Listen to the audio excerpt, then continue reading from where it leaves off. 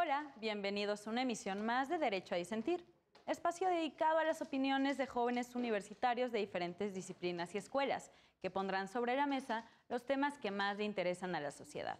Hoy platicaremos sobre indemnización por daños punitivos y daño moral. Para discutir sobre este tema nos acompañan todos de Derecho: Raúl Castel, del Centro de Estudios Jurídicos Carbonell; Alejandro Rivadeneira, del UNAM; Uriel Loaiza, de la UAM; Alan Valderas, de la Universidad ISEL; Carlos Amaya, de La Salle; y Rodrigo Hernández, del UNAM. Yo soy Jimena Jiménez. Comenzamos.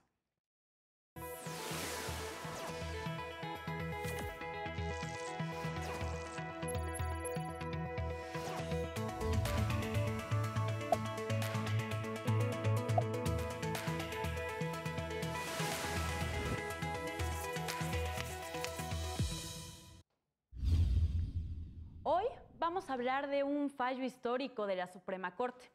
Se trata del famoso caso del Mayan Palace y de la indemnización por daño moral y por daños punitivos, que es una figura que apenas se va acoplando a nuestro sistema jurídico. Pero para ahondar un poco más sobre los hechos de este caso, Alejandro, platícanos. Sí, bueno, como dices, un antecedente histórico que sentó precedentes en nuestro sistema jurídico mexicano. Lo que podemos ver es que en revisión, dos padres de familia acudieron a instancias jurídicas locales para solicitar una indemnización moral a una empresa, sociedad en este caso, que se dedicaba al ramo hotelero, en el cual su único hijo sufre un accidente en un sistema acuático por daños eléctricos, tengo entendido, y para lo cual ellos, al perder a su único hijo, acuden ante instancias legales. Creo que es un tema que abunda mucho dentro de muchos temas del derecho. Podemos hablar de muchas cosas teóricas, prácticas, procesales, de responsabilidad civil, pero creo que lo que nos toca ver a nosotros es más que nada la indemnización moral. ¿Cuáles fueron las causas que llevaron al Estado a que se le pagara determinada cantidad a los padres por sufrir esta afectación? Que, como ya lo dijeron, fue una afectación en sus sentimientos y en su vida en general. En efecto, de hecho, varias cosas que debemos de tomar en cuenta y que no deben de pasar desapercibidas, porque también fueron elementos a considerar en la sentencia, fue que tardaron 20 minutos en apagar la electricidad en el lago electrificado, porque creo que era una falla en una bomba sumergible que tenían ahí, pues por eso el lago estaba electrificado. Posteriormente, pues no había la atención médica necesaria dentro del hotel. De hecho, quienes intentaron reanimarlo fueron huéspedes también del hotel, que eran doctores. Y posteriormente, esta persona muere en el transcurso al hospital, en la ambulancia. Llegan a un hospital y no había doctores suficientes para atenderlo. Creo que era un hospital del IMSS hasta que llegaron al segundo hospital. Bueno, creo que esas son cuestiones que también hay que tener bien en cuenta. Sobre esto mencionan los representantes del hotel, o bueno, de la empresa del hotel, que era responsabilidad contractual. ¿Por qué? Porque era el hospedarse en ese hotel, pues decía que bajo su riesgo podía estar en las instalaciones y gozar de las instalaciones de ese hotel. Entonces, pues como estaba pactado que todo era bajo su riesgo, pues ya se deslindaban de todo tipo de responsabilidad. Raúl, ¿nos podrías hablar un poquito más sobre esta responsabilidad contractual o extracontractual? Claro que sí, Jimena. Gracias por la invitación y gracias a todos ustedes por estar aquí discutiendo este caso, como bien lo dijiste, paradigmático. En la responsabilidad civil hay dos tipos de responsabilidad de daños, que se denomina derecho de daños. Una responsabilidad contractual, que es aquella que se deriva de un contrato por el incumplimiento de obligaciones establecidas en un contrato firmado y con acuerdo de voluntades, y aquella responsabilidad extracontractual, que viene a interpretarse como aquella que se genera por la responsabilidad genérica de no causar daño a terceros. Entonces, en este caso, los daños que tienen como consecuencia en la responsabilidad contractual son daños de carácter patrimonial, y los daños que se generan a partir de la responsabilidad extracontractual son daños de carácter moral. Entonces, en la sentencia se dedican a definir, que supongo que lo vamos a ver más adelante, qué es o qué configura el derecho de responsabilidad moral y cómo se puede indemnizar. Entonces, en este caso, como bien lo dijiste, el hotel argumentaba que el huésped había firmado un contrato de adhesión además, porque no era un contrato de voluntad de partes, fue un contrato de adhesión. Esto significa que el prestador del servicio pone sus cláusulas y pone los términos y condiciones a los que el usuario tiene que acceder. Que es normalmente adherirse. lo que sucede cuando contratas un servicio de telefonía celular, ¿no? Exacto. Que nada más te dan el contrato y tú firmas. O sea, no puedes negociar. Al momento de firmar, te adhieres a todas las condiciones que ya están puestas en el contrato. O como los términos y condiciones de una página Exacto. web también podría ser. Exacto. Entonces, en este caso, el hotel tiene un lago artificial donde tiene la accesibilidad de usuarios para que usen kayaks o que tengan diversas actividades en el lago artificial. El hecho es que el lago estaba electrificado, tenía conducción eléctrica debido a un daño que tenía una bomba de agua dentro del lago. Y entonces cuando sucede el accidente, que es cuando la persona cae al lago, se muere electrificada, ¿no? Entonces, cuando se demanda en la demanda de amparo la responsabilidad patrimonial y moral por esto, el hotel argumenta que fue una responsabilidad contractual y que había estado aceptada previamente por el usuario.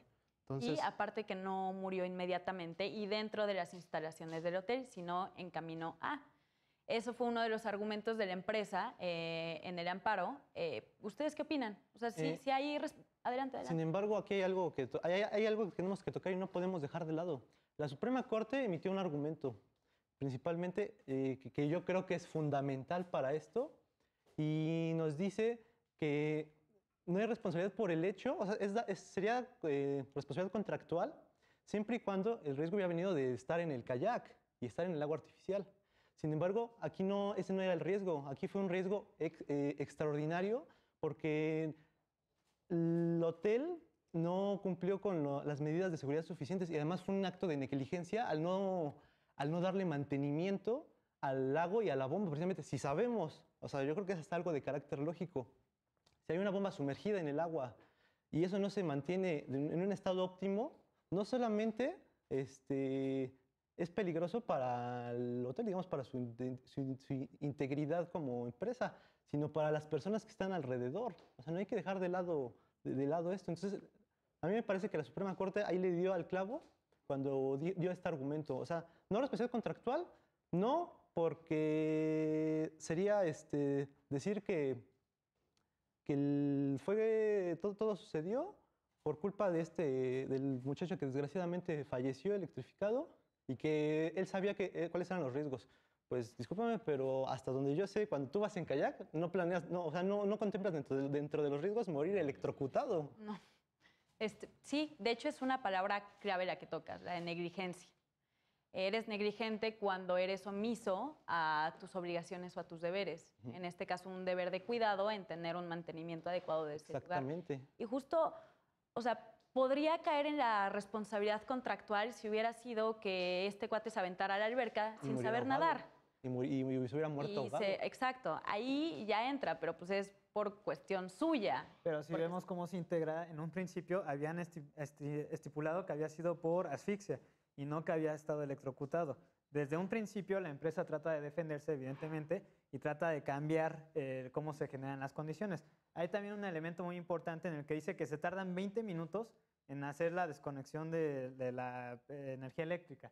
Entonces, también hay elementos que ellos tratan de modificar al decir que la defensa se está integrando en la Ciudad de México, cuando esto ocurre en Guerrero, también cuando se desestima y decimos que tiene que ser Albacea y no tienen que ser los padres. Entonces, sí vemos que desde un principio hay una intención obvia y lógica de la empresa, pues de disminuir su responsabilidad, ¿no? Yo quisiera hacer una acotación, ¿no? Por favor, si Carlos. bien aquí estamos diciendo, ¿no? de la responsabilidad que es indudable del Mayan Palace, ¿no? Quisiera también poner en la mesa, pues, los solidarios, ¿no? Todos los involucrados solidarios, como habíamos dicho, si bien, y es un hecho notorio, e incluso se marca en el amparo, ¿no? No fallece directamente, ¿no? Dentro del Mayan Palace, y si bien fue electrocutado, teóricamente esa causa fue, generadora, pero no en automático, consecuencia, ¿no? no Sí, pero La Ley General de Salud nos marca cuándo fallece una persona. aquí la consecuencia se dice que muere de asfixia, pero pongámonos en el contexto. Cuando una persona está en una máquina de toque, se está jugando, y es un juego, y no es una carga tan alta. Los músculos se tensan. Entonces, imaginémonos el hecho de que el agua es un transmisor de electricidad, es un transmisor de conductual. Este hombre, o sea, se quisieron excusar en que murió asfixiado, pero ¿por qué murió asfixiado? Obviamente, por la electricidad no podía respirar. Si estaba recibiendo en su cuerpo X cantidad altísima de voltios, porque estamos hablando de una bomba. Obviamente, Primero se determina que es asfixia y después se modifica. Exacto, pero la causa que dicen que fue, lo hacen para deslindarse. Pero aún así hubieran tenido la culpa, es lo que quieres decir, a Sí, pesar de que hubiera sido asfixia o ¿cómo Por se cómo dice? sean los hechos, Electrificado, Bueno, eso. electrocución. Exacto. De las dos formas creo que hubiera sido culpa de. Ahora, lo que menciona Carlos es muy interesante porque ¿de quién es culpa? O sea, es culpa de quienes tienen el deber de cuidado en ese momento, es decir, los doctores que estaban en la ambulancia por no haberlo podido dar los debidos cuidados. Eso es algo muy importante, fíjate que lo Adelante. mencionas, porque si son un hotel en el que hay un riesgo por default de que alguien se pueda ahogar, creo que deberían de tener los servicios médicos adecuados en caso de una emergencia. Deberían de contar con un protocolo adecuado para reaccionar a cualquier contingencia de cualquier tipo. Y sin embargo, aquí hay otra negligencia porque no contaban con los servicios adecuados, no contaban con un protocolo de reacción. Okay. Pero mira, yo lo Carlos. que quisiera hacer una acotación es que me preocupa que ninguna de las partes habla de un litis consorcio. Simplemente si bien como yo ya acoté y a mí es lo que más me preocupa, es que siempre solamente hay un obligado, un demandado.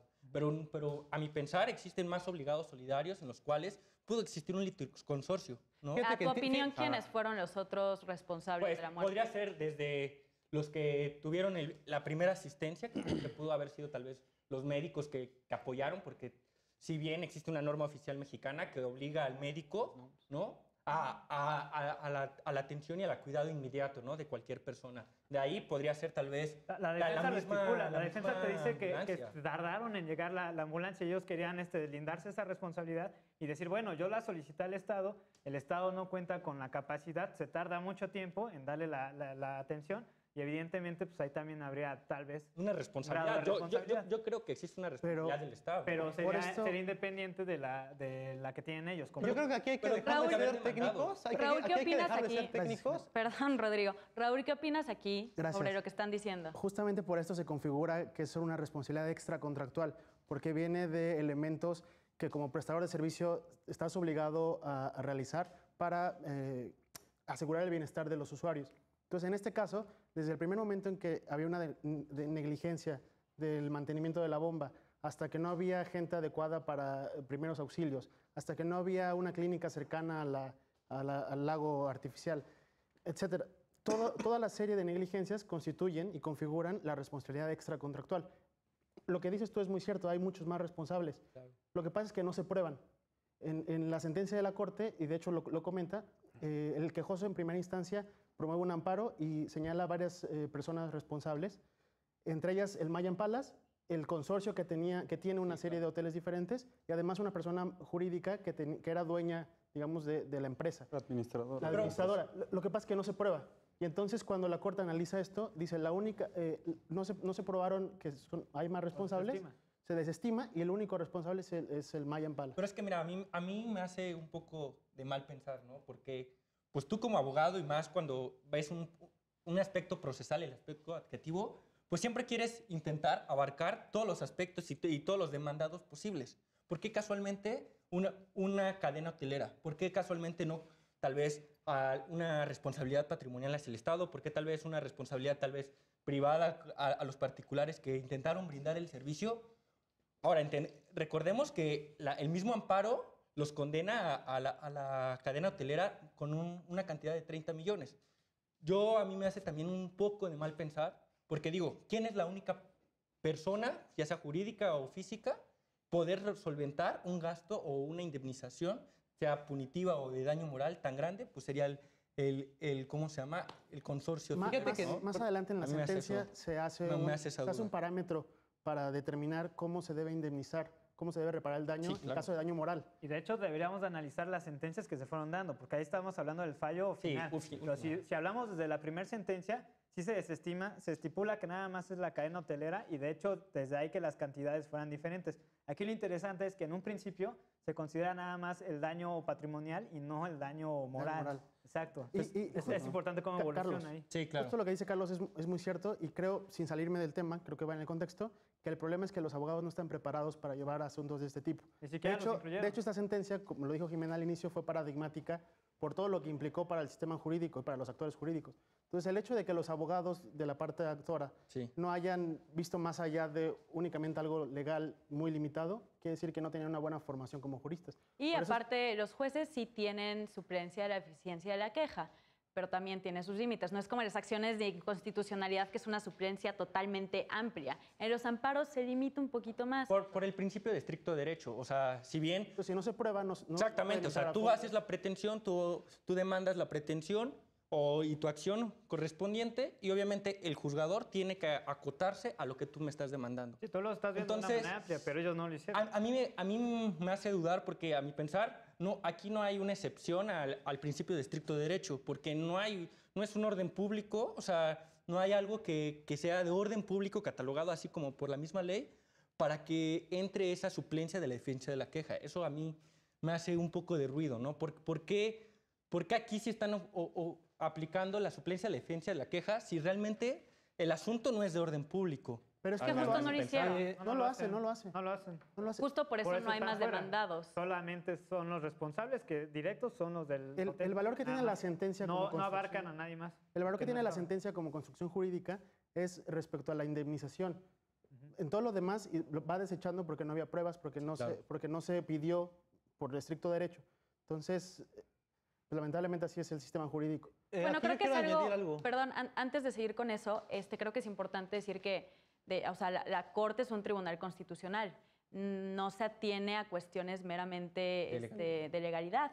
Entonces, pues bueno, eso le competía a otras autoridades y ya no tanto hacia la Suprema Corte, porque ahí ya va como más filtrado el asunto.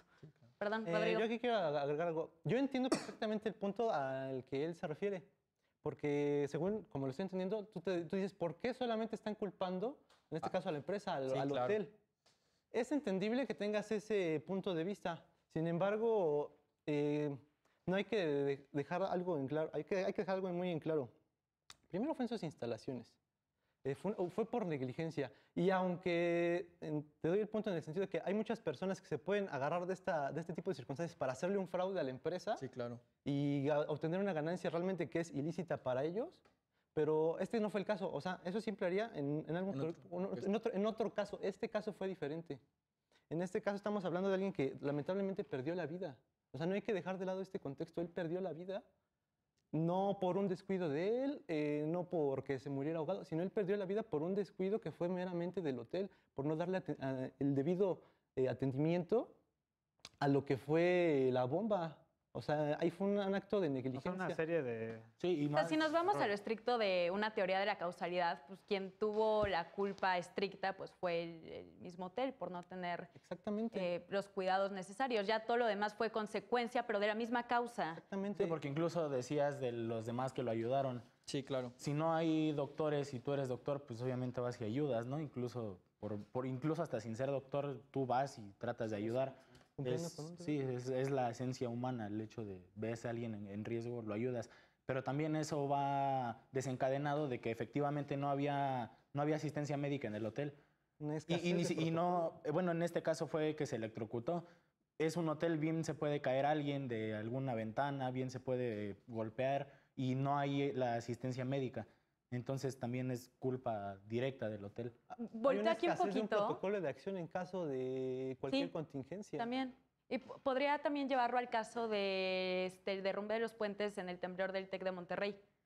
Entonces ahí está curioso, porque se puede ligar un poco, pero pues tampoco fue culpa del TEC de Monterrey por no tener como puentes. Ahí hay bien. un elemento adicional, ¿no? Que Sí. es en este caso... Un temblor. Caso fortuito de un temblor. Sí, una Sí, causa habiendo mayor. caso fortuito, ahí igual también ya entra la responsabilidad contractual de es todo bajo tu propio riesgo y si hay un caso fortuito, pues perdóname, pero no fue mi culpa. Sí, y en este caso no hay ningún caso fortuito. Todo es culpa del hotel por no darle mantenimiento y luego por no tener a nadie. Pero independientemente de que si es protocolo. caso fortuito o no lo es, yo creo que las personas morales, sobre todo las prestadoras de servicios, y sobre todo como la Corte en la sentencia lo dice, aquellas que tienen que ver con la dignidad y la vida de los usuarios, tienen que tener lo que hoy en día está muy de boga, que se llama compliance. El compliance es un término anglosajón que quiere decir cumplimiento normativo, protocolos de cumplimiento. Entonces, en efecto, necesitaba la persona moral tener una serie de protocolos para evitar el riesgo. Pero también lo considera el fallo. Si te fijas, Sí. en las consideraciones te dicen justamente el pago fue tan grande porque decían todo lo que se ahorraron ellos en verificaciones, obviamente administrativas. Lo tuvieron que hacer. Claro, que tuvieron que hacer y que seguramente cuando hicieron las verificaciones, pues ellos hacían algún tipo Y ese es otro punto muy maña, ¿no? importante, porque a nivel técnico lo estamos diciendo, pero vámonos a lo real. ¿Quién tiene el dinero para perfectamente pagar un litigio? ¿Quién tiene el dinero para perfectamente defenderse? Si estamos hablando de una cadena hotelera, pues obviamente, seamos sinceros, son ellos. Claro, por supuesto. A mí lo que quiero hacer una acotación, ¿no? Es esta parte donde dice Alan de, pues, un efecto también corruptor, ¿no? O sea, si bien, pues, ahí también podría entrar también una responsabilidad del Estado. Sí, Yo sigo atendiendo a que está bien. puede existir alguien más responsable. O sea, a mí es lo que a mí No, me ahora llama más la imagínate atención, esta ¿no? situación. Perdón, Aquí hablamos Alan, hemos terminado con el tiempo del primer bloque, pero pues ahorita seguimos. Me encanta que estés utilizando el término efecto corruptor, me fascina. Pero pues bueno, hemos terminado con este primer bloque de derecho a disentir, donde estamos hablando de una sentencia muy paradigmática, que es la del Mayan Palace y los daños punitivos e indemnización por daño moral. Estamos de regreso.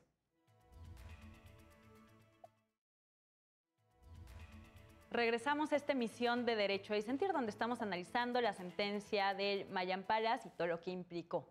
Entonces, Alan, nos estabas platicando un poco. Sí, justo mi punto era en el mismo sentido. Ahorita hablamos de una persona que pierde la vida, ¿no? Pero por la naturaleza del lugar, estamos hablando de un hotel, ¿qué hubiera pasado si hubieran sido más, ¿no? Si en ese momento en la actividad Sí, claro. hubieras involucrado a más personas. Entonces, si hablas de una negligencia, no solo del lugar estrictamente, si lo elevamos un poco más, pues de quien está certificando que ese lugar pueda estar operando con todas estas fallas, ¿no? Sí, podríamos incluso hasta hacer esta comparación con lo que sucedió con la tragedia del 19 de septiembre, del temblor. ¿Cuántos edificios no hubo que bajo una falsa, bajo una reglamentación falsa, tenían un documento que decía, los acreditaba que su construcción cumplía con todos los requerimientos? Y cuando... Verificación era de gobierno, Ajá, de DROs. y cuando se da el temblor y se derrumban los edificios, muchas personas murieron, o sea, se cobraron muchas vidas a raíz de esta negligencia y a claro. raíz De hecho, de este... quisiera preguntar sobre esto. ¿Por qué consideran que habría responsabilidad del Estado? Yo, por ejemplo, aquí haciendo la acotación a lo que dice el 19 de septiembre, a mi pensar es muy diferente un documento falso a que realmente se te expida, porque sabemos que realmente materializado llega a pasar que una autoridad, y más en un aspecto administrativo, y más en Acapulco, ¿no? Que es un lugar de consorcios turístico, que lo que pues todos quieren es tener sus permisos al día, pues con una mordida, con un aspecto pues de corrupción, acceden a expedir certificados que dicen que sus instalaciones están completamente, ¿no? Y digo, poco mucho, pues la causa puede venir también de ahí o puede derivar un Que tipo de tú como solidaridad, cliente ¿no? estás confiando en que todo esté en orden. En orden. Claro. Y pues también veamos a nivel de la misma corporación, pues ellos realmente no creo que el corporativo o los socios accionistas se imaginen realmente que existe un documento falso que le está certificando, ¿no? Que están bien las instalaciones. Y obviamente los socios accionistas, ellos son solidarios de los que van a responder sobre esta indemnización. Pero sobre este caso no estoy segura si exista ese documento o si deba de existir. O es que sigo sin entender cómo directamente el Estado, en este caso el Mayan Palace, está relacionado. Porque, o sea, bajo el mismo ejemplo puede ser que yo voy a un restaurante y, no sé, me ahogo porque hicieron mala comida. Y es vincularlo con que el Estado también debe de cuidar que toda la regulación fitosanitaria y de comida debe estar al 100% para que yo pueda comer a gusto. ¿Sabes? Es como, me parece ya un poco más exagerado si lo estamos alargando bastante. No sé cómo lo consideres tú. Yo siento que no hay una responsabilidad directa del Estado, pero me interesa tu punto de vista. Sí, claro, o sea, es que yo lo veo dos puntos en donde podemos encontrar una responsabilidad del Estado.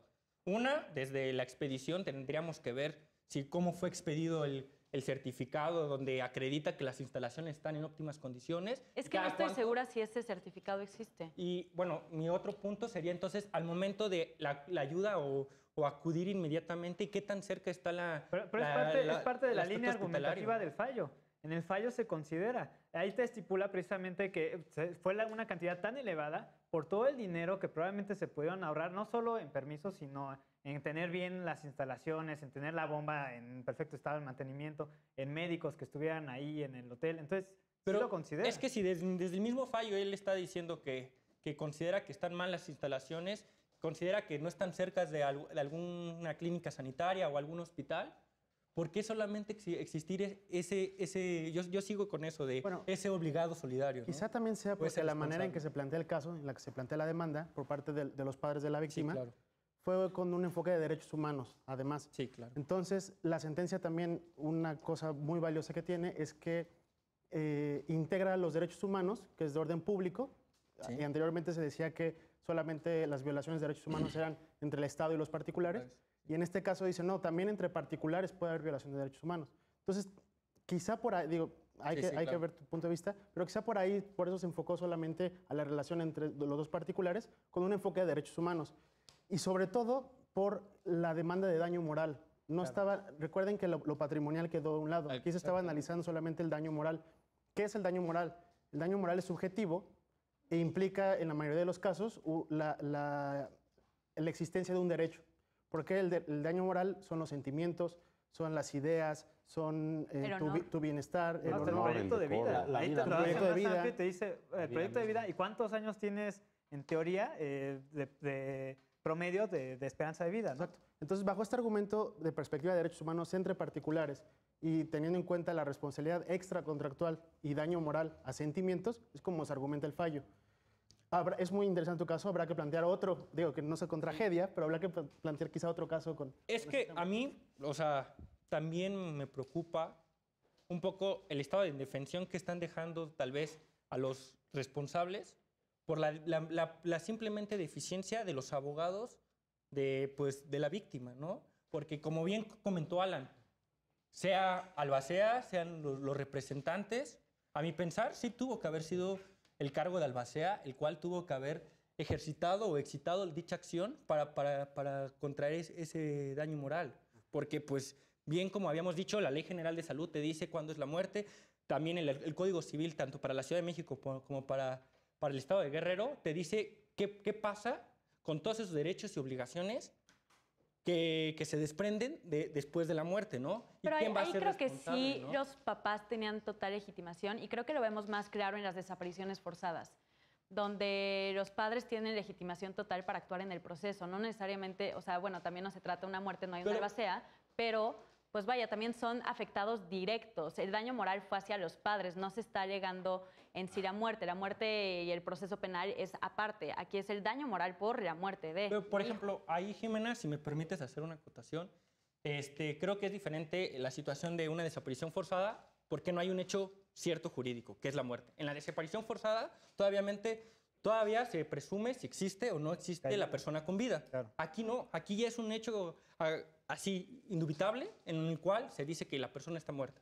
Y a mi pensar, en el aspecto procesal, la ley es muy clara, que te dice todos los derechos y obligaciones desprendidas, ¿no? del fallecimiento de una persona correrán a cargo de la albacea, que va a ser su representante. Para cuestiones sucesorias, pero de daño moral, por el simple hecho de ser sus padres, te afecta la muerte de tu hijo. Es y que el eso ya problema cuenta con la legitimación. Sí, es que el problema fue que en la primera instancia, bien lo dice, o sea, el fallo. Tanto el juez hubo muchas equivocaciones al confundir el daño patrimonial con el daño moral. Claro. Entonces, o sea, si estamos en el entendido de que el juez tiene por concebido en su mente que estamos hablando de un daño patrimonial, no le va a interesar tanto los derechos de los padres. O sea, yo tengo la certeza y la lógica lo dice, de que ellos pues, son los primeros afectados en la pérdida de su hijo, pero yo quiero pensar, la mente del juez, aplicando estrictamente el derecho, si piensa que es un daño patrimonial, tendría forzosamente que acudir como albacea a sus padres, que es algo que lo corrige tanto la sala como la corte. Pero mira, a mí es lo que me preocupa, es que en una de las cosas que demanda en una de sus peticiones son los gastos mortuorios. Y los gastos mortuorios, si no me dejarán mentir, están contemplados en una sucesión. O sea, no hay otro apartado ni en el Código Civil, ni en una ley general, ni en una ley federal, en donde te hable de gastos mortuorios y solamente los gastos mortuorios se llevarán en un aspecto sucesorio. Pero eso se incluye en lo que la Corte, eso se incluye en lo que la Corte, con base en jurisprudencia de la Corte Interamericana, denomina como la indemnización integral o la reparación del daño integral. Entonces, en efecto, estás hablando de derecho sucesorio, pero en este caso volvemos con un enfoque de derechos humanos, partiendo del derecho del daño moral en una responsabilidad extracontractual. Es que estos elementos son importantísimos para la argumentación. Entonces, ¿qué es la reparación integral? ¿Cómo reparas un daño moral, además que no es cuantificable?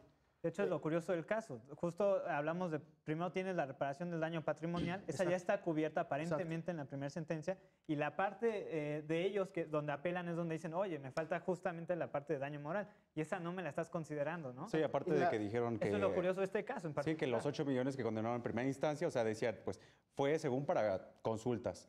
Y aparte de lo que le habíamos invertido a la educación de nuestro hijo, a lo cual así la sala y la corte lo niegan rotundamente. Entonces, si estamos hablando de que puede confundirse el daño patrimonial con el moral, tendríamos que entender que el daño moral en vísperas del bienestar de los padres y en tanto salvaguardando sus derechos humanos, tendríamos que encontrar el nexo causal, que fue lo que los llevó a solicitarlo. De hecho, es bastante absurdo, porque pasamos de una resolución donde tenemos 8 millones de daño patrimonial. A 30. No, primero a una de uno. Un millón, luego 8 millones, Exacto, luego entonces 30 no millones. tiene sentido que estés haciendo tu valoración, obviamente, de reparación de 8 millones, no tiene ninguna lógica. De repente caes hasta un millón. Entonces, ¿cuál es tu parámetro? Y luego lo vuelves a elevar y luego acabas con una sentencia que pues, obviamente tiene una cobertura más amplia. También la sentencia es muy pedagógica en el término conceptual. Por ejemplo, el daño moral, ¿cómo se sabe o se tiene certeza de que hubo un daño moral? La Corte dice 3 cosas. Un hecho o una omisión ilícita. Que en este caso sí se tiene. actualiza. En el caso de omisión. Sí, claramente. Después, una afectación a la integridad de las víctimas, que también se tuvo a través de cómo se prueba el daño moral, a través de periciales psicológicas, por ejemplo. Entonces, sí se acreditó. Y después un nexo causal, Sí. que también se acreditó por la negligencia de la que hablamos hace rato. Por ejemplo, a mí lo que me llama la atención es el fallo y la cantidad. A mí se me hace un poco exorbitante. Es que es Pues, justo yo sé el que- yo motivo sé- de los daños punitivos.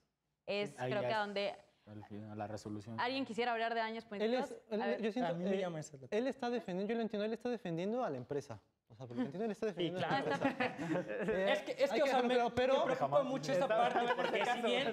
si bien me preocupa mucho esa parte porque, o sea, un abogado procesalista, yo en el momento de verlo, vi muchas fallas. Desde la parte de la actora, obviamente, que intenta accionar o excitar dicha acción, obviamente, con todas sus pretensiones. Yo pienso que aquí estamos siendo muy A mí me técnicos. preocupa. Entiendo tu punto, pero estamos siendo muy técnicos. Porque todo esto está enfocándose a un nivel técnico.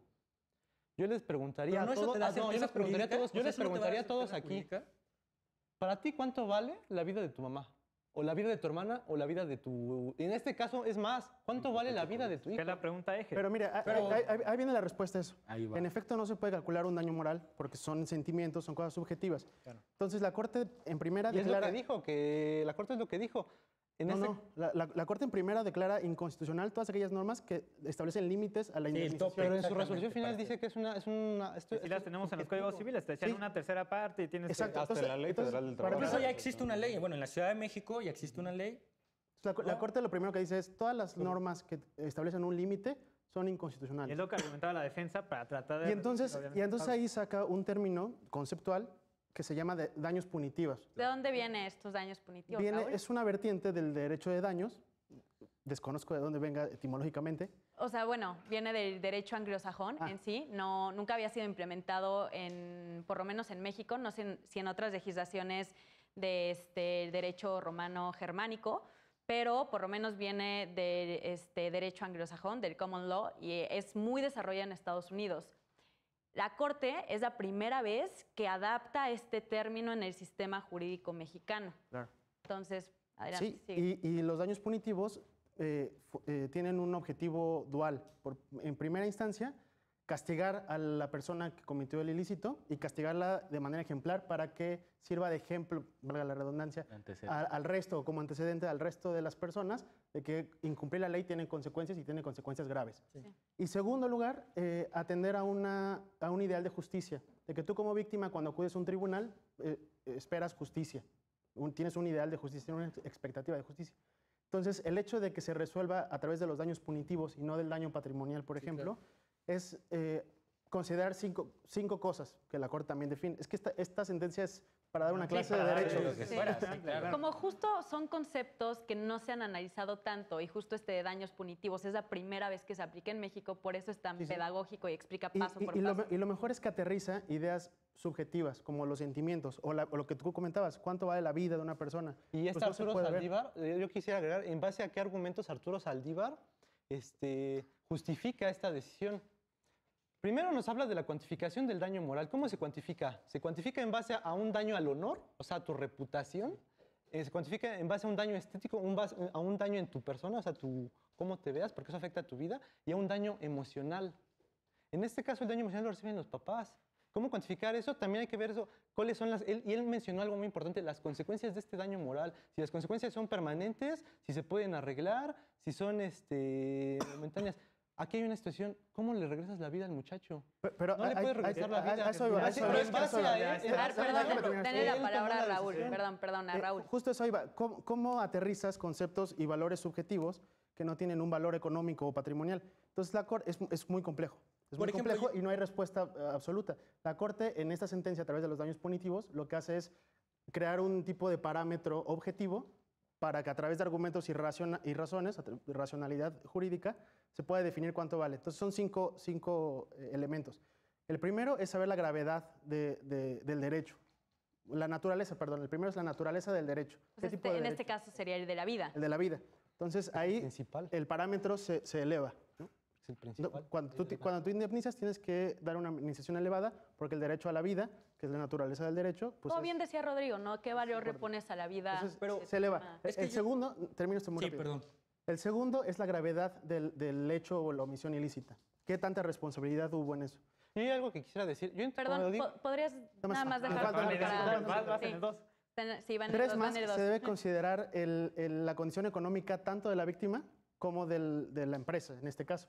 En efecto, decías tú, un hotel tiene mucho dinero, entonces la indemnización hace la evaluación tiene que ser, principio. exacto, tiene que ser más alta por la condición económica presenta de las dos.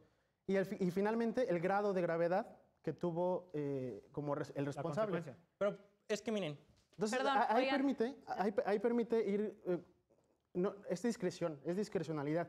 Pero permite pero tener sí un tiene parámetro ciertas reglas regulatorio. y ciertos parámetros. No es nada más de que a mí Suprema Corte se me antojó que le des 30 millones porque yo quiero. Eso era lo que pasaba con el millón de pesos. Pero espérenme, ¿saben qué? Hemos terminado con este segundo bloque. Está muy interesante, está muy acalorada la discusión. Pero pues bueno, regresamos a un tercer y último bloque después de este corte. Regresamos de este corte al tercer y último bloque. Justo estamos en una discusión muy acalorada sobre todo este tema de los daños punitivos y por qué se le condenó a esta empresa a pagar una cantidad tan alta. Carlos. Muchas gracias, Jimena. Mira, Rodrigo, hay una parte que quiero hacerlo como analogía, ¿no? Si bien dices que, y concuerdo contigo plenamente en el aspecto de que dices que no va a haber un tope, ¿no? Para indemnizar sobre la privación de la vida a un hijo. Pero quiero verlo o traspolarlo a lo que pasó en el socavón de Cuernavaca. Todos nos lo supimos, ¿no? Sí. Todos nos enteramos de lo que pasó en el socavón de Cuernavaca. Te preguntaría, ¿fue la misma cantidad, a mi pensar, exorbitante que pasó aquí con el Mayan Palace? Bueno, y esto fue posterior, ¿eh? Posterior porque este precedente ya existía. Para empezar, yo siento que aquí está viendo, sí entiendo tu punto, pero estamos haciendo una falsa analogía. ¿En qué sentido estoy de acuerdo contigo? En que estás definiendo a la empresa en el sentido de que a ti te preocupa que le puedan hacer fraude a la empresa porque alguien llegue, hay muchos casos así, que también llega alguien, finge tener una lesión y cobra millones de la empresa, pero aquí se murió. Aquí vamos a algo muy importante, o sea, ya dejando todos los tecnicismos, como yo digo, ¿cuál es el fin principal de la ley? ¿Cuál es el fin principal de la ley? No es más que el bienestar de la sociedad. Y el bienestar de la sociedad involucra a todos los sectores. El sector económico, el sector político, las masas, a todos los sectores. Pero dentro de estos sectores, claro que hay diferencias. O sea, sería una falacia decir que no hay diferencias. En este caso, la ley no es perfecta. Poniéndome de tu lado, yo diría que se debería trabajar en una ley que vigile más ese tipo de casos concretos, como el que tú estás diciendo. Pero en este caso, no embona lo que... Yo siento que no embona el punto en el que tú estás entrando. O sea, en el socavón no hubo una No, yo no indemnización. estoy hablando del socavón, yo estoy hablando de la muerte Por del eso, chavo pero en el- no en las dos fue una privación de la vida, no en las dos hubo un daño moral hacia los padres en el cual De hecho, perdieron a un sí, ser pero ahí querido, es diferente y en porque- uno fue una cantidad de 30 millones a una empresa hotelera que sabemos que el Mayan Palace tiene una gran capacidad adquisitiva. Es que aquí Pero y yo acá creo en el que- socavón, ¿qué pasó? Ese es el precedente, no, ese es ¿qué el pasaría? precedente y lo novedoso de esta sentencia. Justamente si te vas al pasado, pues no existía este tipo de terminología. Y entonces, ¿qué pasaba? Pues no solo en el socavón. Pero- ¿Cuántos otros eventos? Pero es que el dieron socavón fue indemnización? posterior a esta sentencia. Que el problema aquí es que, por ejemplo, ¿No? si estamos hablando ¿No se del tendría que ya socavón, tener como el y no fue una precedente? sola muerte, sí, estoy de acuerdo ¿No? contigo. El problema aquí es que estamos hablando de dos situaciones diferentes, una situación contractual y una situación en donde estamos hablando ya de derecho administrativo, en el que fue, por ejemplo, un incidente fortuito que pasó, sí, por negligencia de alguien, tal vez No, en la también construcción, es sí, una- pero no estaban dentro de tal vez ejerciendo un derecho contractual. Estaban solo ejerciendo su derecho de libre tránsito. Por eso, y aparte es que las mayor empresas- eso? ¿No Porque, es sí, más pero- mayor? porque aparte pagas, o sea, Sí, y estoy totalmente de acuerdo contigo. El problema aquí es que justamente para eso entra los daños punitivos, para que esa cantidad sirviera de castigo, justamente de punición, a que otras empresas vieran como esto como un castigo, para que justamente tuvieran más cuidado de esto. Pero, por Creo que ejemplo- del socavón aún no ha habido sentencia, o si ha habido, yo considero que sí deberían de aplicarse daños punitivos, porque siempre es una empresa quien desarrolla ese tipo Claro. de carreteras. No es directamente el Estado. Sí, el Estado mediante concesiones, concesiona, pero además se paga por yo eso. creo que Carlos tiene un punto. Sí. Pero creo que todavía no hay sentencia definitiva por Pero, ningún o sea, tribunal al respecto. en esa sentencia del socavón, la primera cuantificación fue, creo que 10 veces menos. Ah, sí, ¿ya Fue- hay sentencia del No, socavón? no, no. Ah, pero no, la, no. o sea, la primera cuantificación que se dio... Ah, de que no Mayan fue- Palace. Ajá, no, Ah, del del socavón. socavón. Fue Ah, de ok. alrededor de 3 millones. Pero es que Ah. volvemos a Pero lo si hay mismo. Aquí sentencia, no hay hablábamos sentencia. de 8 millones, acuérdate, luego 1 millón, No sé. entonces se puede dar la misma Sí, situación. y justo porque primero se había hecho 1 millón porque no se habían tomado en cuenta los daños punitivos. Exacto. Vayamos Estaban a, desestimados. vayamos a lo real también, esto es otra cosa muy importante. Vayamos a lo real. ¿Cuántos casos, y yo incluso se los preguntaría a todos, cuántos casos en comparación hay de alguien que le hace fraude a una empresa y cuántos casos hay al revés de una empresa que se aprovecha de su condición de superioridad económica para no pagar daños a alguien que... O A sí ver, pagarlos, espérame. pero como son muy bajos y tienen una alta capacidad económica, como bien Y dice las Carlos, personas, les vale y lo las siguen perso- haciendo. Y las personas en su dolor, yo me pongo también de ese lado. Las personas en su dolor, obviamente aceptan esto porque ya no quieren estar peleando. Ya lo que quieren es vivir su duelo. Y entonces es algo de lo que se aprovechan este sector económico. Sí entiendo perfectamente tu punto. También debería de haber leyes o Reglamento, un reglamento una- que estuviera mejor regulado de lo que tú dices. claro. Pero en este caso se está viendo por otro totalmente diferente. Aquí, yo como lo veo, se está velando tal cual por los derechos de las personas que tienen recursos más bajos en comparación al monstruo que representa Pero una también empresa. hablas de la Bueno, capacidad jurídica que tienen los abogados o de su formación. Exactamente, Volvemos porque- al mismo punto. Si tú contratas a un abogado que desconoce todo esto, pues imagínate, obviamente desde la demanda que ingrese, pues va a estar Y fuera una, de... y una persona con recursos más escasos que va a contratar, dime algo, ¿va a contratar a un abogado súper especialista? No.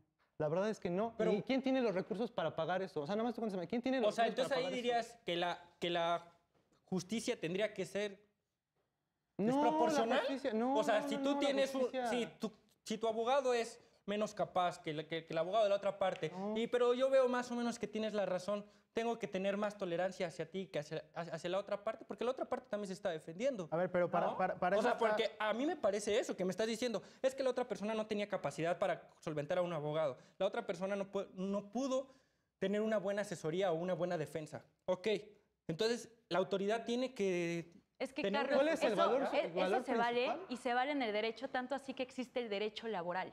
Exactamente. Pero aquí no estamos. Pero No, espérame, Aquí no, estamos hablando no de estás derecho hablando de laboral. derecho laboral, pero es una analogía, vaya, o sea, Sí, estás o sea, ante un monstruo que es una empresa que tiene toda capacidad de defensa, pagar los mejores abogados ante una familia, quizá no era el caso, pero puede suceder, ante una familia de escasos recursos, donde pues aplica ese dicho que está horrible, pero muestra la realidad de que la justicia es solamente para quienes pueden pagarla. pagarla. Raúl, adelante. Justo para resolver estos problemas y estas discrepancias, existe el Poder Judicial de la Federación. Existen los tribunales. Para eso son. Si los abogados tienen deficiencias, si estás compitiendo en un marco de inequidad, los jueces tienen que ser equitativos y tienen que argumentarlo y tienen que emparejar el piso a través de argumentación y a través de razones y a través de sus propias sentencias. ¿Qué es lo que hace esta sentencia en específico? Es decir, comentaban que sobre los daños punitivos, quería regresar a los daños punitivos. Es muy importante. Entonces, la idea de justicia, de que tú accedes a un tribunal con la idea de justicia y la idea de dar una sanción ejemplar alta para que veas que incumplir la ley tiene consecuencias, entonces esto es la respuesta a lo que mecanismo de prevención. Exacto. ¿Cómo se hace? A través de parámetros objetivos que la Corte va desarrollando y que inició en este caso. Pongo un símil, el test de proporcionalidad que se desarrolló en la sentencia marihuana. ¿Cómo se resuelven conflictos de derechos, coaliciones de derechos? A través, no es obligatorio, pero es una guía de parámetros objetivos, de pasos que debe llevar el juzgador para ver si hay inequidad, para ver si la persona, la víctima tiene condiciones escasas, si la persona que está demandada tiene condiciones Justo altas. por eso los estableces. Por eso son candados. establecidos. Que no son reglas, son parámetros. Es que a mi pensar, ahí dejas en un estado de indefensión. O sea, yo sigo tal vez siendo fiel creedor de que hay otros mecanismos antes de llegar, obviamente, a los tribunales, en los cuales, en el estado de inequidad o el estado de desigualdad, puede accionar alguien que no está. Dándole vista al Ministerio Público, se puede solicitar un defensor de oficio, ¿no? Que supuestamente el Estado los otorga para que tengamos un tipo de defensa gratuita, justa, Raúl, pronta, expedita, ¿no? O sea, él ya debería de contemplar eso, de hecho, desde la formación y desde todo. O sea, ya debería, justo por eso se establecen, para tener una base y evitar que se den este tipo de discrepancias y de que tengas tanta controversia.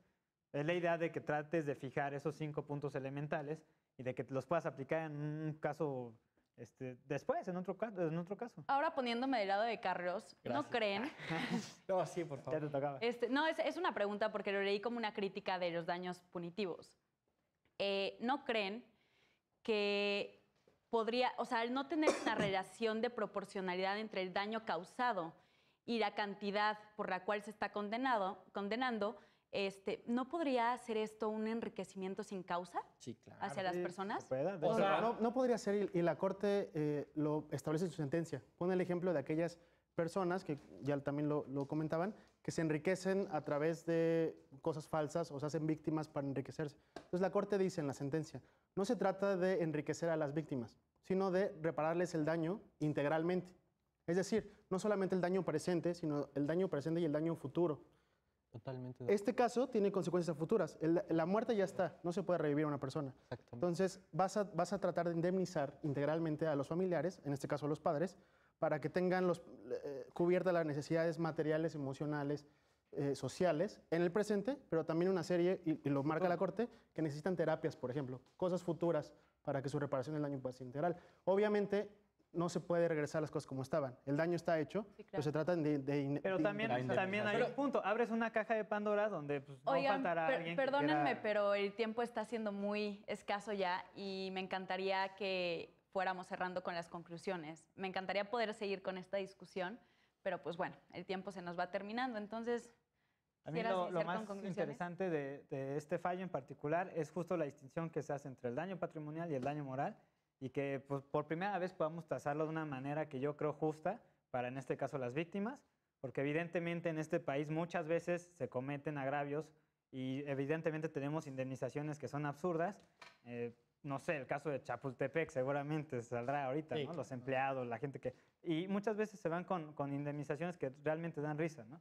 Entonces yo creo que siento un precedente y servirá a futuro para tener mejores condiciones de justicia. Ok, muchas gracias, Alan. Alexis. Sí, pues justamente es el hecho y la importancia de esta sentencia, porque rompe un paradigma hablando de algo que no existía, es lo que hablábamos ahorita.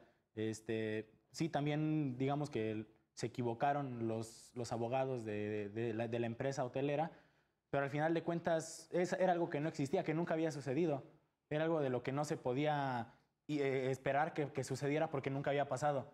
Es la primera vez que sucede, es la primera vez que la corte falla a favor y de tal manera para las víctimas. Claro, muchas gracias, Alexis. Rodrigo. Yo creo que en este caso en particular fue un gran avance de parte de la Suprema Corte de pensamiento, de elección, en todo sentido. ¿Por qué? Volviendo a mi argumento anterior, el principal valor que caracteriza a la justicia es la equidad. Y no se puede ser equitativo si estamos hablando de alguien, pongamos un ejemplo, a una persona de 1,60 m que pelea con un hombre de 1,90 m. En ningún caso va a ser equitativo, aunque sea pura fuerza, aunque no haya armas, no va a ser equitativo porque obviamente el otro va a tener más fuerza. En este caso, yendo a mi analogía, ¿quién es el monstruo? Es la empresa. ¿Y quién es el que es más vulnerable? La persona más pequeña. Entonces, no lo seguiría como una regla general, porque también, o sea, en este tipo de cosas no se puede generalizar. O sea, por eso yo dije que entendí el punto de él. Se tendría que ser más específico en lo que él dice. Pero para este caso y casos que vengan en el futuro, yo siento que es un gran avance para la sociedad, un gran avance en la justicia de México y pues yo estoy totalmente de acuerdo con la resolución de la Corte. Ok, muchas gracias. Me gustó muchísimo tu analogía. Raúl. Yo me quedo con el replanteamiento del derecho civil que hace la Corte, integrándole el enfoque de derechos humanos. Entonces, creo que eso es en fondo lo que para mí es más importante y más relevante de la sentencia. Y por supuesto, la integración de los daños punitivos como forma de una reparación integral, una indemnización integral. Ok, muchas gracias, Raúl.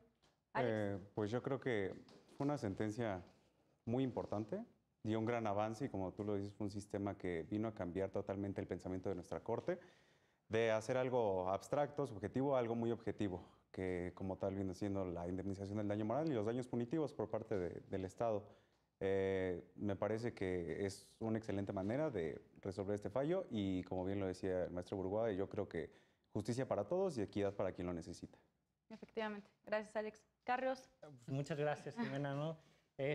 Pues lo que yo me quedo de este fallo sería, ¿no? Que aunque no crean, considero ¿no? Que todavía tuvo a haber a alguien más solidario, responsable, ¿no?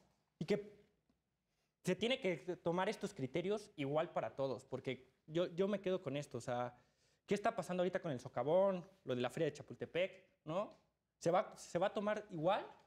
Porque tal vez sean unas empresas que le trabajan al Estado, concesionarias, o solamente se va a tomar este criterio para que responda así una empresa privada o, bueno, una persona moral o una persona jurídica, como en la actualidad ya se llama, ¿no? Esa sería mi duda, ¿no? Que realmente se tendría que dar un margen, un reglamento, una norma oficial, alguna ley tal vez, por la cual cómo cuantificar y que sea justo para todos y en todos los casos. Por supuesto, creo que es importante lo que acotas para brindar de seguridad jurídica a las personas. Si bien en la sentencia, como bien mencionaba Raúl, sienta unos parámetros para poder establecer este tipo de montos, pues también cada caso es distinto, o sea, no se puede dar un monto fijo. Sí. Igual a través de fórmulas, que creo que es lo que hace en un voto el ministro en retiro Cosío, dice, pues podría ser a través de esta fórmula, cómo se puede calcular y demás, pero pues vaya, sigue siendo una figura muy nueva en el derecho mexicano, que está en pañales, pero pues bueno, esperemos que a través de resoluciones jurisdiccionales o tanto en la ley se pueda desarrollar un poco más. Me dio muchísimo gusto tenerlos en este foro el día de hoy. Gracias. Estuvo muy buena la discusión, la verdad me gustó muchísimo. Y también estuvo bueno que nos acotáramos a tanto temas de derechos humanos, derecho civil, responsabilidad de las empresas. Y pues bueno, eso es todo por hoy. Yo soy Jimena Jiménez. Esto fue Derecho a Disentir, donde vimos la responsabilidad de las empresas, el daño moral, los daños punitivos. Y pues bueno, nos vemos a la próxima.